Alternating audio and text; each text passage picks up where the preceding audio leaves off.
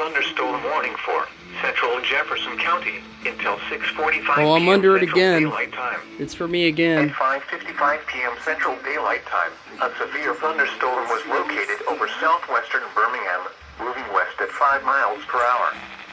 Hazard, 60 miles per hour wind gusts. Source, radar indicated.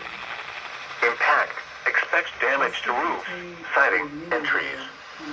Locations impacted include Birmingham, Hoover, Vestavia Hills, Bessemer, Homewood, Mountain Brook, Hueytown, Gardendale, Irondale, Fairfield, Fultondale, Pleasantville, Garrett, Midfield, Adamsville, Brighton, Lipscomb, Graysville, Sylvan Springs, and Brookside.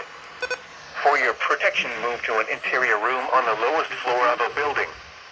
Repeating, a severe thunderstorm warning has been issued until 6:45 p.m. Central Daylight Time for the following county: Jefferson, Alabama. Whether spoken with an oath or sealed with a plea. And after 100 years, we're still